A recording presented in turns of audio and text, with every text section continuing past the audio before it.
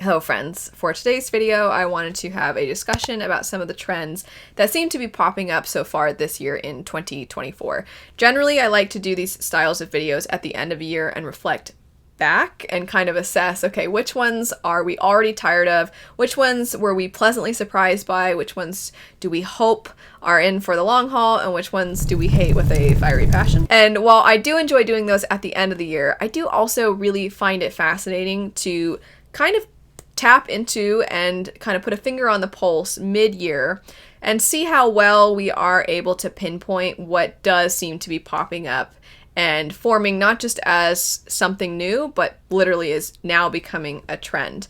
I think this is something that's somewhat important also for reviewers to reflect on, as things can pop up occasionally that feel really new, but in actuality, it's just a part of a cycle. I think, for example, something like vampires in stories, we of course all recall more than likely the vampire craze when Twilight was popular and how it just seemed like vampires exploded all over fiction. And even then, though, that's not like it was the first time that vampires were popular within fiction. And then one of the things that we've been noticing as of late is it seems like vampires are coming back. And when that happens, as a reviewer, what I think is important is to see, okay, where are they paying homage to things previously, but then are also doing their own thing? Where are they expanding on this? Or are they just taking something that's been out of fashion for a while and it feels like, okay, it's just people haven't noticed this for a bit, so no matter what, we're going to be happy it's here. But does that actually mean the book is of quality and that there's unique things that are being done with this, in this instance, vampires? Just important to reflect on these things as it makes us, I think, assess books where they are and people's tastes. It kind of helps us in general. But I just wanted to look at specific ones that seem to be popping up this year. I did ask the question over on my community tab to all of you, as well over on my Patreon. So I'll be going through patron responses first, and then I'll be looking at as many comments as possible from the community tab so we can get into some of the specific things we've been noticing. So jumping into it, first up, we have, gonna be honest, I don't much care for a lot of the historical fantasy subgenre that's really popular this year. The Familiar, Foxwife, Warm Hands of Ghosts, Emily Wilde to a certain extent, Lady Macbeth later this year, etc. I wish we had more modern / futuristic fantasy like the Greenbone Saga, which incorporates technology into the world and magic system. I agree and disagree with this. I agree that it absolutely does seem to be a trend. You are seeing a lot more historical fantasy popping up.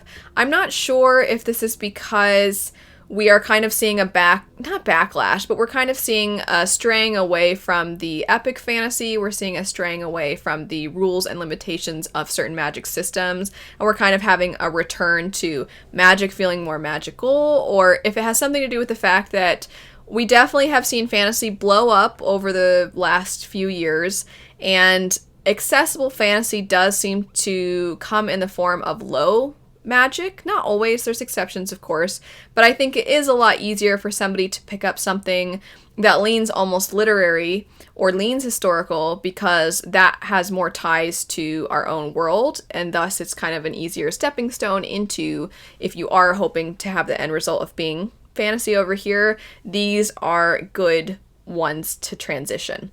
So maybe that's part of it. Oftentimes they're standalones. Standalones also seem to be having their time in the sun as of late. So there's a lot of things that could be pointed to as reasons for this.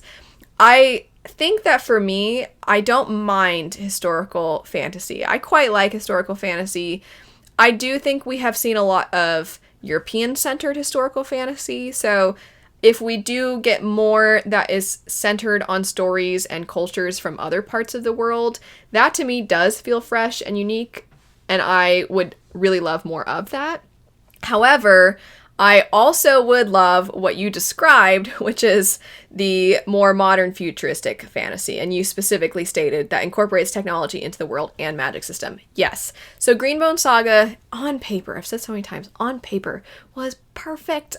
I really thought I was going to love it, and it didn't end up working for me because I just didn't really love the characters, but I really loved what she established, and I would love if we would get so much more of that. It'd be so different from what we see with a lot of fantasy, and there's so many interesting things you can do with it too. It would be so exciting. So I agree that historical fantasy is a trend. I agree I would like to see more, however, modern and futuristic. My only disagreement is that I'm not upset or tired with the historical fantasy. I just think what we do within that, it could be more unique than it is, and I don't know. I just really think that we could do a lot with it still and have both. I mean, I guess I'm being a little bratty because I'm like, why can't we have both? Okay, Artemis97 says, I love my fae stories, but can we get more like dangerous fae rather than like romantic fae? I just finished the 3rd book in Actar series and I want more cool fae, not just, oh, sexy. And yes, I'm planning on hopefully doing a video series, and a part of this video series I have in mind would be kind of tapping into the fae as we currently see them and what we could do with them. And if I do this video, it would be so long, and I don't know if anybody would care because I feel like so many of us are already done with fae, so maybe even just talking about it would be like, ugh, I just don't even want to hear it. One of the things I would want to discuss in that video are what you're talking about exactly, is what kinds of things that we could see more of, and what authors specifically I think could lead the charge with that, because there's certain authors that could do such amazing things with it, and I think it would completely reshape. So that's another thing too, is whenever we do have certain trends, which fae have been trends for a while, and sexy fae in particular are apparently going nowhere. There's certain things that I don't think as a whole we necessarily think need to be completely eliminated. It's just that we're tired of the same thing transpiring with them over and over. What you've specified here is exactly that, but the more dangerous fae, and then there's a lot of other things that we could do with them, is there's so much there. It's like dragons. I'm never tired of dragons, but if you have the same, it almost feels like the same dragon character in every story, then at some point people start to feel like, oh, I'm so done with dragon fantasy, when it's like, you're not done with dragon fantasy, you're done with that specific kind of dragon in fantasy. And I think that's true of fae. Maybe not. Maybe some of you are like, no, I'm done with all fae in fantasy. I really feel like certain authors would do it so well. And it would also make it so that when I say it would reshape how we think of them, think of an author that you've never associated with fae, and then try to imagine if they were to write a fae story, would you suddenly be interested? Because I think what happens, like for example, when I do anticipated releases, if there is fae mentioned in the story, I think there's this inevitable like, ugh, like just this cringe of like, here we go again, eye roll. And I think that if you had a different author and you heard fae from them, you'd be like, oh, okay, well maybe I should give it a try, right? And I just think that it all comes down to how they're done. Next up, retellings. Sorry, I am sick of them and need something with more creativity and originality. Hot take maybe, especially when it's a Greek mythology or fairy tale retelling. I roll my eyes, but these are super popular. I just feel the author has so much work done for them in terms of plot and character. It reads like fan fiction sometimes, but with an original setting. I don't necessarily think this is a hot take. I think a lot of people are right there with you. And I specifically want to point to what you said about them being Greek retellings. What makes me a little bit sad, and this is a combination of what I was talking about with the very first comment, is that retellings seem often, and a fantasy in general seems very often initially rooted in something European-centric. And then once we've kind of finished up with whatever the European-centric part of the trend is, then we start branching out into other places. And what can make me sad is when people are done with the concept as a whole, that they don't check out the things that stem from other cultures and other parts of the world. So, for example, if we were just to take away the Greek part of what you said and we were just to say retellings, there are people that'll say, I'm so done with retellings. I just feel like everything's a retelling these days and I'm tired of it. And, you get all these retellings that had their origin in Europe. So when you do get a retelling, something like Goddess of the River, which is a new release that I'm really excited for. I've read KKE by that author and thought it was great, and I'm really excited for this new release. So something like that. If I were to just kind of blanket statement and be like, well, another retelling, ugh, which you didn't do. I'm not saying you did. I'm just saying what makes me sad. And this is why I like to assess trends for these kinds of conversations to happen, is that if we just blanket statement say, I'm done with retellings, well, that means that all of the authors whose stories always seem to come second to the European-centered fantasy stories, if that occurs and we decide, no, I'm done with retellings, then those don't get the spotlight they deserve. They don't get the chances that they deserve.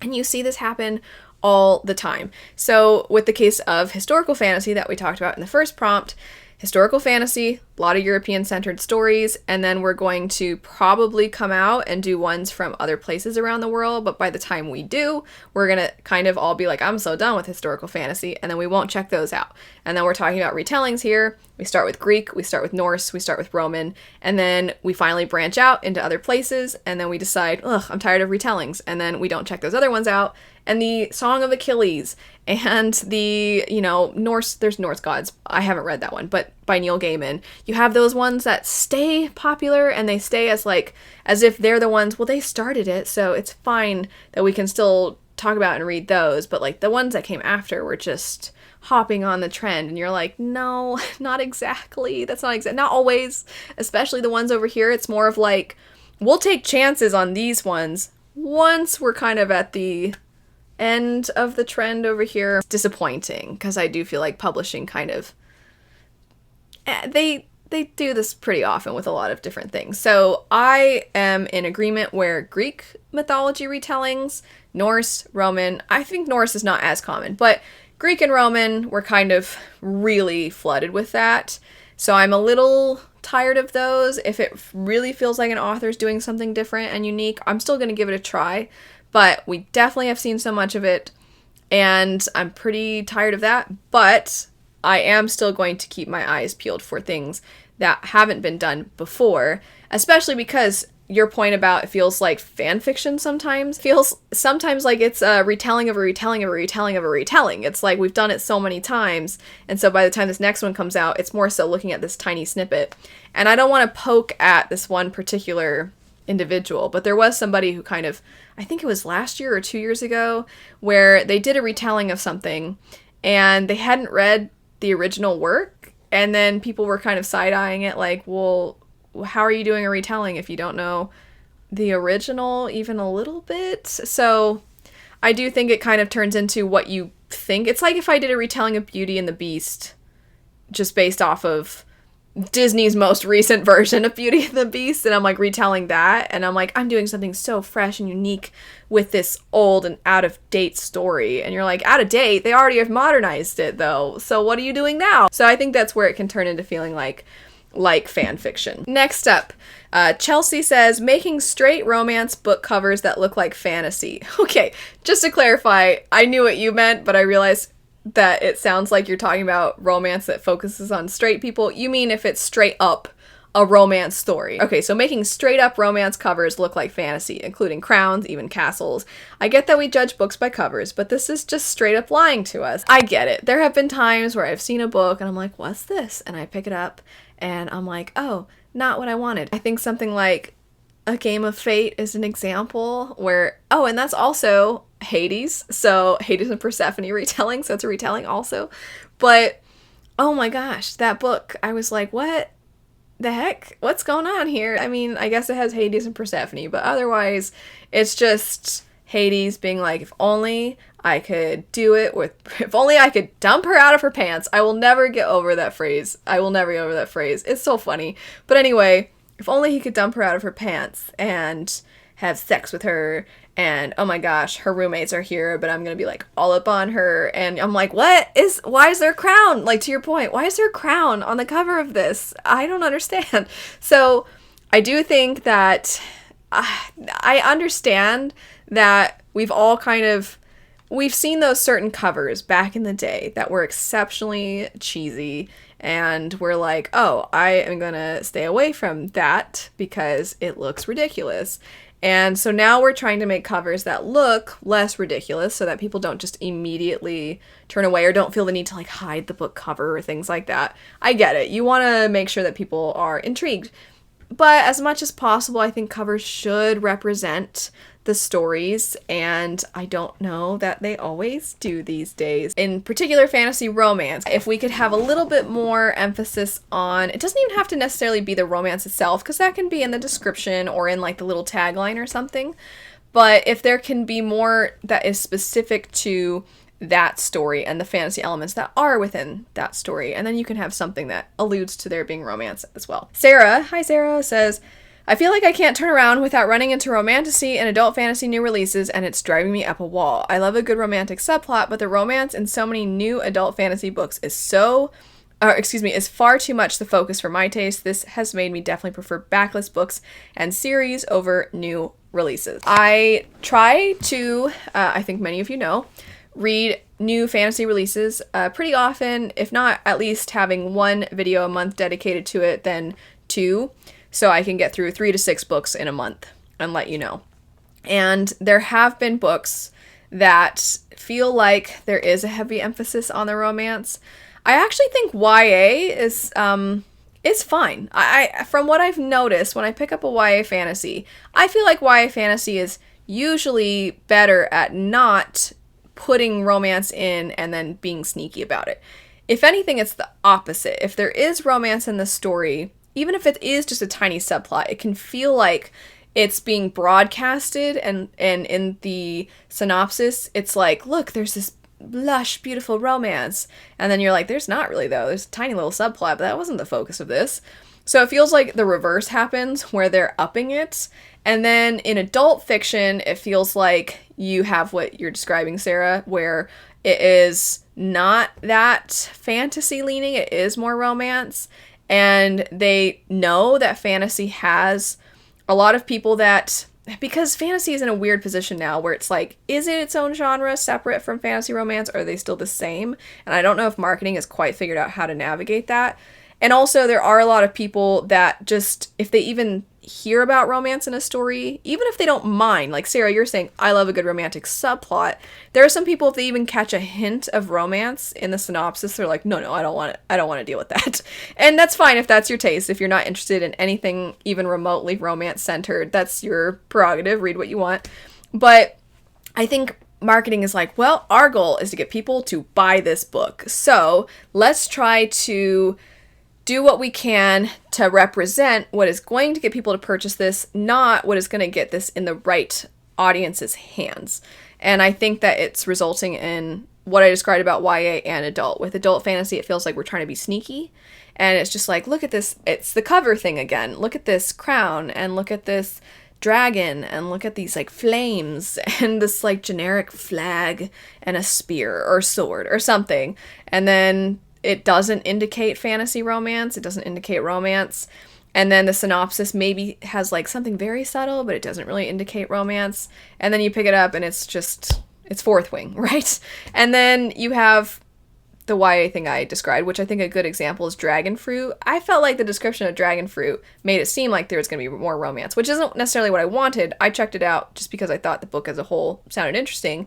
And I definitely felt like the romantic subplot was just a subplot and not needing to be as much a focus in the synopsis. So I just wish that we would be more upfront about what a person is going to be getting when they pick up a book, because I care so much about books finding the right audience. I think so often books end up, some books a lot of us just don't really think are very good, and that happens from time to time. But I think that having the right people find the books for them is something that should be more important than just, I get what we want to sell books so the author can continue to write, but I have seen times where it just feels like a certain book, like Book of Gothel is a book where I feel like a lot of people thought it was going to be like a fun Rapunzel, but it's actually about the villain. It's a villain origin story. I think people had this impression, and it actually was historical fantasy. It was really slow. It was much more historical fiction than it was fantasy. It was much slower going, more day-to-day life. And a lot of people were like, oh, I wanted like the fun retelling sort of thing, and this doesn't really feel like that. It just didn't find its audience. And so it left a lot of people disappointed, where if it had been a little bit more upfront with what it was, I think that the ratings would reflect that a little better. Something I've been noticing recently with newer releases is a lack of description and world building in a lot of books, even outside of fantasy and science fiction. I've seen news of authors being asked to stay within certain word limits for their works, and I wonder if that's the reason for less descriptions or if it's just a trend in general. I love books that are slow and that I can just hang out in, so unfortunately I'm not very into this trend. There's a lot to dissect about what you're talking about. I'm going to start with the idea that authors have been encouraged to potentially cut back on their word count, as that's something I've heard too, and I definitely want to look more into this, because I feel like we as fantasy fans are kind of quick, and you didn't do this, I'm not saying you did, but I just think as a whole, we are kind of quick to be like, wait a second, but some fantasy worlds need more time, and if you're cutting back on more time, that means you are reducing the potential for epic worlds and really fantastic settings. Are you doing this because you're just trying to swap in fantasy romance, and you're just trying to get the trope? And we kind of like spiral into this assumption that our favorite aspects of fantasy are going to be obsolete in the near future, when I don't know if it's quite that doom and gloom, because on the flip side, we have in trends videos actually had this exact opposite discussion of, we have authors who it feels like are never being edited, especially the big name authors, because the sooner you can get their works out, the better. The sooner you can get them into readers' hands, the better, so the author can just move on to the next thing. You don't have to worry about multiple rounds and rounds and rounds of edits, then giving it back to the author, and they have to incorporate things, and then there being this back and forth, which inevitably takes more time, which means you're not going to make as much money. We've talked about, and I'm just going to throw out a couple big names, Sarah J. Maas and Brandon Sanderson. Some of their works, it feels like, are getting longer and longer and longer, and we wonder sometimes if more time was spent in the editing phase, could we trim some of this? Could we make it tighter? And could we actually make it an even better story? And not just a better story, but like take that story and just really lock it in. And I think a lot of us in the past, especially like with the Sarah J. Maas example, because it feels like every new thing she writes is just longer and longer. It does feel like sometimes we would appreciate if some of the fluff was cut out and if some of the repetition was removed. I'm wondering if the absence of long word counts, or the request to limit word count, is rooted in that, in just making sure that the stories are the best they can be, and are actually editors trying to do their jobs and establishing, like, we don't need this part, you can cut this. Or is it that we're trying to kind of pull back from the really epic, lush worlds? And if it's that really saddens me. But if it's more so the first thing, or if it at least leans more toward the first thing most of the time, then I don't know that I think it's a bad thing. In relation to, though, what you're talking about, where you just feel like we're not getting very many stories anymore, where characters, we just sit with them and we just kind of get to be in this world and navigate it with the characters and alongside them. I think this ties back to kind of what Sarah was saying too, that a lot of backlist stories are her go-to at this point.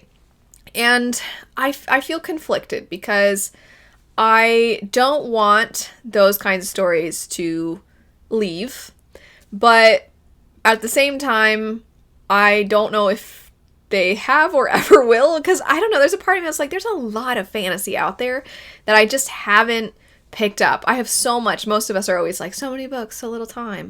The TBR is never ending. I'm in the middle of so many series, many of which are really epic in scope, and there are some still being written. Stormlight's still being written, as an example of one I just mentioned, but then also something like Green Rider. I want to get more into that. I want to get more into Valdemar. There's backlist fantasy I haven't even touched. There's newer fantasy that I'm just getting into. Self-pub fantasy is doing a great job of having more epic things, or having kind of a return to some of what we miss.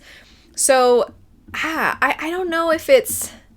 I don't know if I feel as strongly as I think other people maybe feel about what you're saying. I think a lot of people agree with you on this. I just wonder, though... Okay, I think at the end of the day, it just comes down to, this is one of those situations where, if true, let's say the more epic in scope stories, or the ones that do have more time just kind of sitting with the characters and wherever they are, if those stories are kind of taking a backseat in favor of the fantasy romance, the standalone, the cozy fantasy, I am sad, and I'm in agreement, and that would make me bummed out if we're getting less of this.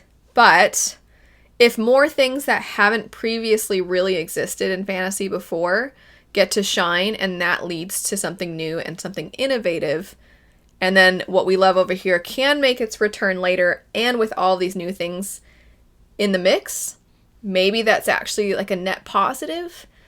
And I also think I haven't read everything there is to read that I want to read that's over here in this camp.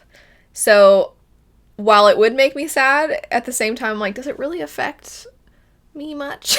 I think what it is a lot of new fantasy. It feels like maybe isn't exactly what we want, which is the whole point of this discussion, is trends and what's transpiring right now. So I think I'm in agreement, but I also don't know if at the end of the day it's the worst thing in the world, because I think we'll be fine. I think those of us that love big fantasy works and exactly what you're describing, I don't know that it's actually going... I don't really know if I think it's going anywhere. Maybe that's what I'm really trying to say, is I think there are certain things that are becoming mainstream and are popular and are getting put out a lot as of late. But you do still have, like, I have hyped up so many times the R.S. Ford series, The Age of Uprising, and I'm like, check that series out. It's epic fantasy. It's awesome. It's a newer epic fantasy series. And I guess from my end, I'm kind of sad because it does feel like people aren't really interested in that. But if people aren't interested in it, you know, that's okay too. I don't want to force people to read what they're not interested in and then have them hate the experience and then rate the book poorly as a result. To summarize, and then we'll move on to some other points because there's so many more that I want to get to.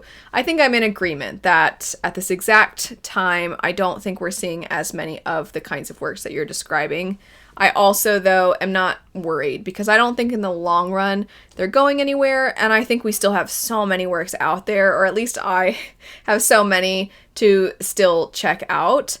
And I think that what I described before, once certain things over here, you're going to see them have their time in the sun, and then people are going to miss the epic stuff, and then you're going to start to, I think, see a little bit more of that come back. I think, anyway, or I hope. Maybe that's a better way to put it.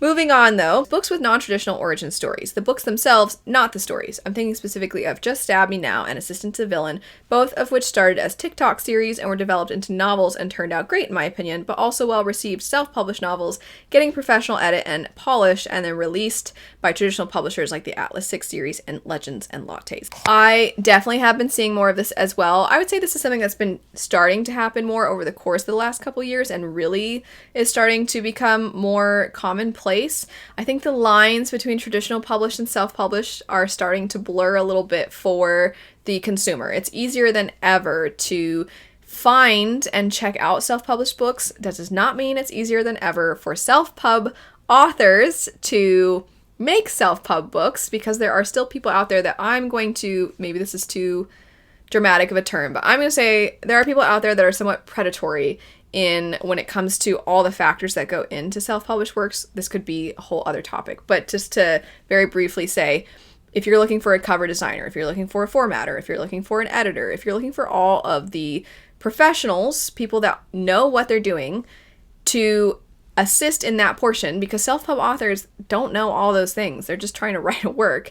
And typically in traditional publishing, when you write the work, you just then have a whole team of people, those people who can then do that for you. And then with self-pub, you have to find those people, and as a result, there are a lot of individuals online who are not qualified, and they will try to, it's not just that they're not qualified, they'll also try to really overcharge you for services that should cost a lot less. And poor self-pub authors are having to sift through so much to try to find people who are reputable and qualified and are not trying to rip them off, which is very unfortunate. But I digress. The point is that, yes, there are a lot of works that are now becoming more popular that were previously self-published and then are getting picked up. And I like that this is happening, because I do think for a long time a certain reputation was attributed to self-published and indie works that was, I understood where it stemmed from, because there are some that don't have the same amount of work put into them as others, and it was difficult to find the ones that it felt like, okay, this author really took this seriously. So I understand, but I do think that you're going to find magnificent works on both ends of the aisle. So it's important to be open-minded with it. And I think by having traditional publishing say, yeah, this work over here, we believe in it, and we're going to put ourselves out there by associating with that work, I think that kind of destigmatizes, you could say, the self-published authors and works out there. That said, I don't like when it doesn't feel as though the publisher cares about the quality. They just care about, oh, okay, that book is selling well. If we pick it up, then we will also make lots of money off of it. And it just is about money. I don't care for that. That's up for debate as to which books you think that is true of or not. I don't think it's true all the time. I just want to say I don't ever want things to just be about money. I also don't like when there are companies that really promote themselves off of the reputation of, we work hard to help self-pub authors have a leg up in the industry because we know that it's so hard for self-pub authors and we want to do the hard work for you. And if that's your main message, if that's what you're building yourself off of, then maybe actually find self-pub authors that could use that leg up. Do not just find self-pub authors who are already very successful and then publish their works, because to me that's not really, you're not really doing what you're saying that you were trying to do. You're profiting off of the idea of helping these people who need a leg up, and you're profiting off the people that already have the leg up. So that rubs me the wrong way. And if that's going to be your message, don't then publish things that aren't even self-pub works. That especially irritates me, unless you're taking all the money from that and you're going back over here and helping the self-pub authors. But in general, I just feel like it's really difficult for self-pub authors to get their foot on the ground, to get their name out there, to get even some recognition for their work.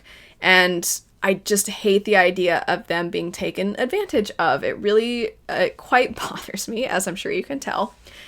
But the upside to all of this is what you're describing. You're seeing so many authors have interesting origin stories, as you put it, and I think that that's fantastic. I'm really excited for the future of especially fantasy, but all works, in that I think it is ensuring that there's less gatekeeping when it comes to which works can be put in people's hands. Now segueing into the community tab post. This says, I hate the trend of book covers not matching content. So we talked about that a little bit before. You gave the specific, though, of saying the new covers for Lies of Locke Lamora are super cute. Completely doesn't reflect the story. I'm going to put on the screen. I don't know if I'd call them cute, but I think it's fair to say that they don't necessarily look exactly like what I would picture for Lies of Locke Lamora. But regardless, same can be said about a lot of steamy romances having very cutesy sweet covers. It's misleading. So I'm not going to dwell too much on this because we did kind of touch on it already. But yes, completely agree. I wish that, and it's unfortunate because I feel like the person who kind of takes the heat for this is the cover artist, when it's not their fault. They're just doing what they're asked to do. They're just doing their job, when what actually needs to transpire is the person who is kind of in charge of this and is in charge of, like, this is what we want you to have for the cover. That person needs to know what the content of the book actually is. Moving on. Adult fantasy / romantasy specific. I am tired of characters who are over 25 but act like 15-year-olds. I thought a lot about why many read like teenagers, and I think it's because of their lack of responsibilities. I get they're trying to save the world or they've just met their mate, but part of being an adult is to have other responsibilities, either to your family, your job, or your community. I'm not saying they have to pay the bills on page, but I'd like to see higher stakes in choosing to pursue whatever they're supposed to pursue in the book. I think it's amazing that you didn't just pinpoint what you find to likely be a trend, but that you're also dissecting where it's coming from. So I think that's awesome that you did that. And I agree. I think that when you see characters that are older, but then they don't always have to have kids. I feel like that's kind of the go-to of, like, well, a lot of people have kids at that age. They don't have to have kids. They can have elderly parents they're looking after. They can have siblings, younger siblings. If something has happened to their parents, maybe they now are responsible for the younger children in their family, or maybe they have a cousin or a sibling to help look out for. And I think that so much of what makes relationships difficult to navigate in life when you're getting a little older is trying to find time for those people among all the other things you're trying to find time for. That's why the book Paladin's Grace, while it has a couple of, like, kind of cheesy moments here and there, I think that one ends up standing out for me when I think about fantasy romance, because you are looking at characters that are a little bit older. They're older than 25, but they have exactly what you're describing. Like, they have responsibilities in their life, and sometimes those responsibilities aren't even necessarily what I'll call dependents. Sometimes they're just things that have happened in their past are now affecting them later in life. Did a previous relationship result in you pretty much having all of your savings sucked dry because the other person ran through it, and then you split up from them, something happened to them, they left you, you know, something where it's like you're having to start over. So you're trying to just take care of yourself, but then you meet somebody and you really like them, and how do you navigate that? I feel like those sorts of things and stories would also be really realistic. Next up, I would love more emotional romance in a romantic book, not just instant attraction, and that's it. I completely agree. We have had quite a few conversations in the From Readers series where we tap more into this, so I probably won't expand on it too much, and I think you captured what you're trying to say very eloquently and very briefly. But yes, more emotional connections, more of characters actually bonding over the things that people bond over in actuality. You know, like, what are your dreams? What are your passions? Wow, I'm so inspired by you. Or I think you're so funny. Or wow, you're really clever and you're so kind and compassionate. Or, you know, at first you seemed a little aloof, but the more I get to know you, the more I want to know more about you, and the more I really respect you. And I think that you have a great outlook on life. And, you know, just so many things besides, oh my gosh, that person's so hot. Next up, the genre of new adult in general. It feels like an excuse to have immature and poorly written grown characters, weak storylines, but still shove in enough obligatory sex to call it adult.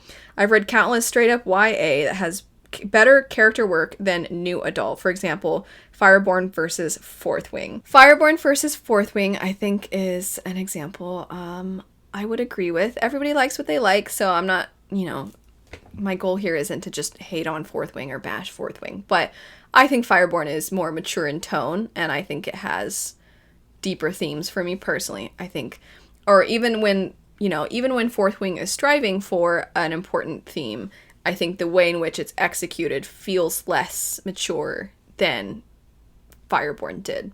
I just think Fireborn's amazing also, though. That trilogy is great. And I think there's something to be said of authors who are taking complex topics and these mature themes, and they're able to present it in a way that is accessible to a younger audience. I think that's really difficult to do, because I've been hyping it up and talking about it a lot recently, Age of Madness by Joe Abercrombie. That's about as adult as you can get.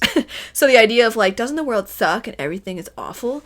That is captured, I don't want to say easily, because I don't want to diminish all of his brilliance in that work, but it is easier to present those things when you don't have to kind of cut back on showing the darker side of people and the more explicit content. When you can include that, it's a lot easier to show things for how they are. But when you have to kind of dial those things back, but you're still trying to hit home certain themes, that can be very difficult. So when young adult can accomplish that, I think it's amazing. But new adult, I feel like, has the potential to do that, where it can show you those things, but it's also zeroing in on a certain age group and the transition period from kind of being a young person, being a child, to being an adult, and all the things that come with that. You can have that time in your life captured without having people read in oftentimes less mature ways. I'm just echoing what you said. I very much agree. I think that new adult, I still don't really see it as its own formal genre or age range, because it is an age range.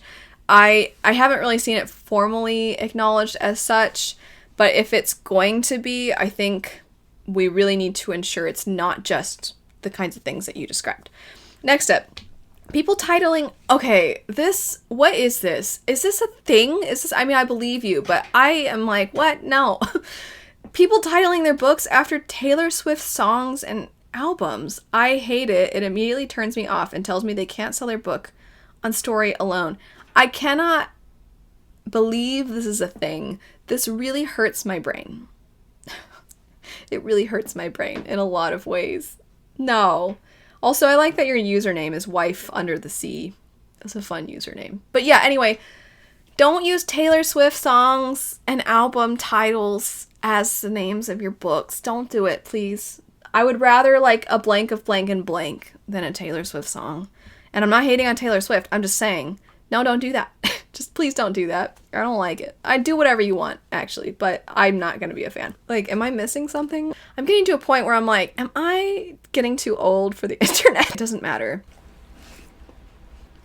They can only see your ears. Oh. Hi. Hi. Excuse you. I love you. I love you. Yeah. Oh, you're a good girl. Okay, I need to keep going though, okay? I need to keep going.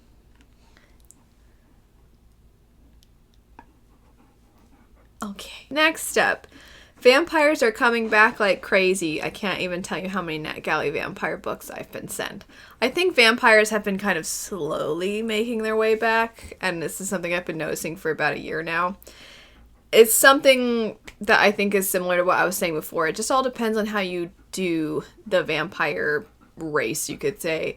Are you doing something unique with them, interesting with them, or is it just a substitute for, instead of having sexy fae, now we just have sexy vampires? Because if that's all it's gonna be, I'll pass. But if we do something fresh and unique with them, then I'm totally fine with having more vampires. I actually think what I would like to see, even though I never get tired of dragons, and there are certain mythological creatures I think we could do more of, like griffins, for example. I don't really see griffins very often.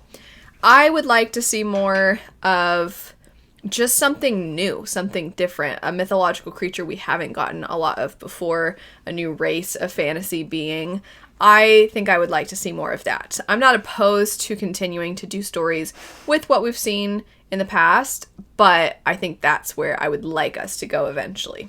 Moving on, the next one says, I'm not sure if this is a trend, but there is little to no overlap in the booktube community between people who read nonfiction history and people who read historical fiction. It seems like closing the gap could be quite difficult, if not impossible. I think this is a really interesting comment. This idea, even though you're specifically talking about historical fiction and then nonfiction that's centering on a specific time in history, even though you're talking about those two things, in general, I do think that there is little to no overlap between a lot of different genres. And I think this is in part due to, it's a combination of things. I think that YouTube loves to push a niche, and if you stray even a little bit from that, it's going to punish you. And the snowball effect is, if you post a video that is a little outside the norm, what will happen is you'll hear a lot of times YouTubers will say, like, make sure, actually I don't think people say this as much anymore, but for a while people would say, make sure you hit the bell notification so you get alerted as to when I upload a new video. Because just because you're subscribed to somebody does not mean that you will immediately see when they post a new video. And if somebody doesn't have the notifications turned on, and let's say, like, I'll use an example for myself. I recently did a video where I talked about, and this was like very recent, if you like Avatar: The Last Airbender, you might like these books. Typically, I would have posted that over on my side channel, but I just figure there's a lot of people over on BookTube who did grow up loving Avatar: The Last Airbender, and I wanted to ensure that the recommendations reached them as much as possible. And this channel is bigger than the other one. Anyway, the point being, because that was not quite my usual lane, that video did impact moving forward the videos that got posted, and the videos that got posted moving forward are ones that typically would be more quote-unquote appealing to my viewers, but the videos moving after that did not get likely put into people's recommendations, or they weren't put into people's notifications as, hey, this person put up a new video. And so it resulted in those videos not doing as well. Whereas if I had posted those after a video that did do well, they would have been put into more people's subscriptions and notifications. And then that in turn would result in people getting recommended the video that don't typically watch my channel, or maybe don't watch my channel as often, those sorts of things. So where I'm going with all of this is to say that when a person branches out and does something a little bit different, the YouTube algorithm can negatively impact them.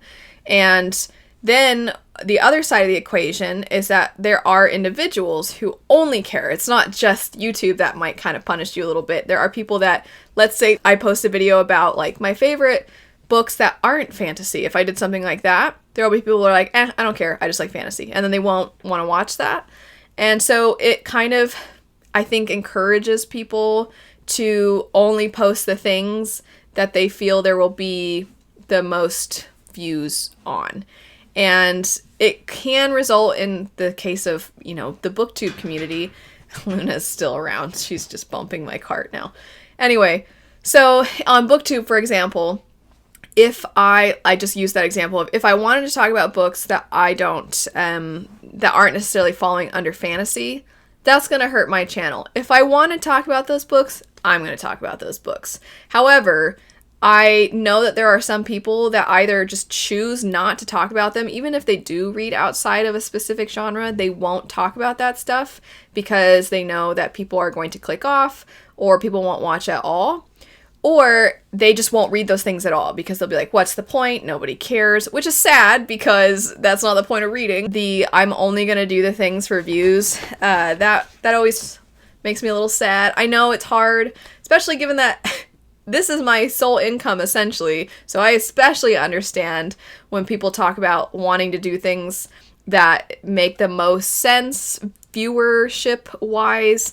But I think striking that balance is important. And I happen to primarily read fantasy. I primarily love fantasy, but I do like dipping my toes outside from time to time. I'm trying to experiment with more fantasy romance. I read nonfiction when I can. I dip my toes in sci-fi or contemporary. Every now and then I'll pick up a literary fiction. And I think that it does hopefully translate to reviewing fantasy with a broader lens because I'm able to better assess what does fantasy do well, what makes fantasy great, but then what are the weaker areas within fantasy that other genres shine in. So anyway, this is turning into a really long, maybe you weren't expecting this to turn into something so big, but I think there is a reason. I don't think you're off the mark at all. I think that this is going to continue to be, if again, you said you're not sure if it's even considered a trend, but we'll call it that. If it is a trend, it's one that I don't think is going anywhere because there are a lot of people that are wanting to solely make the videos that are going to be the ones that get clicked on the most, which I understand. It does make me sad though. But anyway, on that note, if you have some historical fiction recommendations and some nonfiction that is centered in specific times in history, feel free to recommend those. I personally think it's confusing that there's not more overlap between historical fiction and fantasy because certain times in history feel like fantasy, especially low magic fantasy. I'm like, a lot of it's basically historical fiction. So anyway, if you have your own recommendations, feel free to leave them. And then hopefully some of us can check those out. One more thing I will say in relation to your comment. I am hoping to start actually, and this isn't because of your comment, it's just something I'm planning on doing. I kind of want to do a video series dedicated to for, a certain period of time, like for a week or just after a certain amount of books read.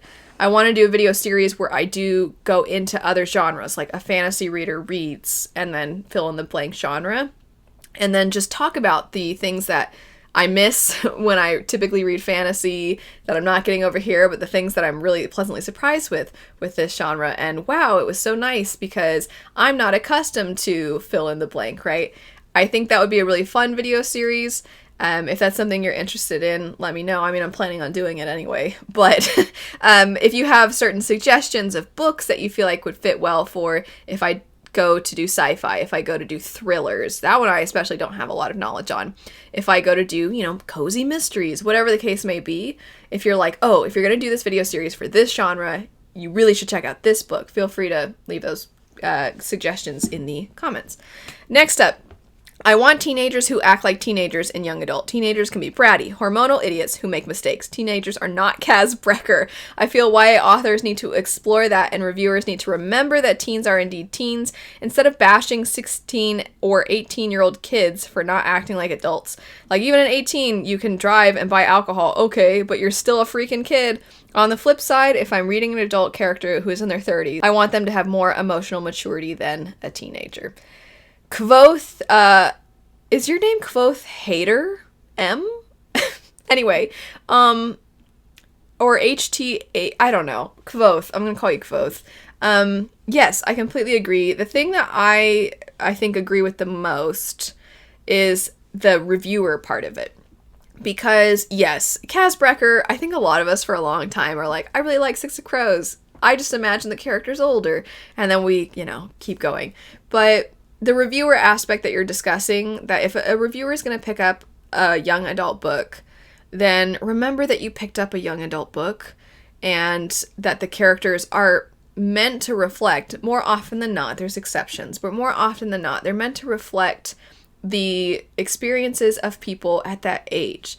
And another element to this is that I've seen before, and this has been a topic of discussion across, BookTube in the past, is if adults are going to young adult, not just reviewers, but adults. Let's say we're talking about people who like fantasy romance, and they pick up a young adult book, and then they're disappointed because there's no spice. And you're like, well, yeah. Yeah, you picked up young adult. That's why there's no spice. So if they're like, all they did was like snuggle and kiss. And you're like, well, I would hope so. It's a little odd that you're like, I was really hoping that they would do some other things and that would be on page and it would be really detailed. You're like, that's a little odd. It's a little odd to want like the specifics and like it to be steamy. Not my favorite. But again, I think it's because people forget that they're picking up books that are not necessarily, that they are not the target demographic for. On that note, though, it's not just the fantasy romance reader that comes to YA who is guilty of potentially forgetting, because that's the easiest one to pinpoint and be like, hey, stop. But I think a lot of fans of adult fantasy in the past, I think it's much better than it used to be, but just immediately discounted young adults because of things that they assumed. And that I think was unfair as well.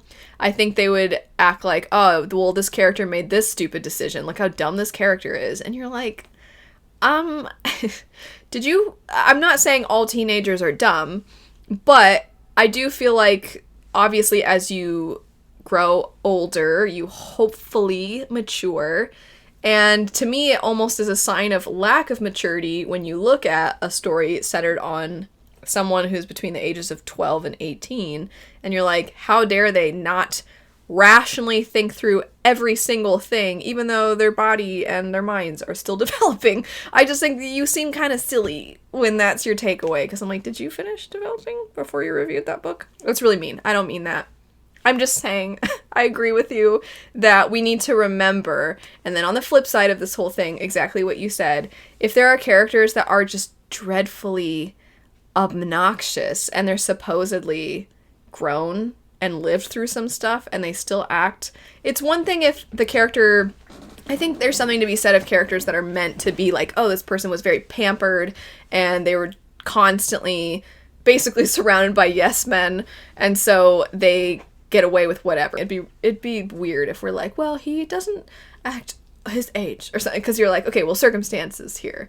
And I think there's also something to be said of the characters that are very antagonistic, they're very villainous, those sorts of things. There's exceptions, of course, but I think to just kind of stick with the main point here, I think it's important that we have more works that if the characters are adults, they actually act like adults. And then if we have works where the characters are teenagers, they act like teenagers, and we as reviewers remember that. Moving on. Not this year precisely, but indie authors being able to to be able to put out nice editions of their books via Kickstarter. Would love to see more of this and more affordable, beautiful editions as well. So I think that the affordable editions thing, I think that we're starting to see the special edition price and just a brand new hardback price.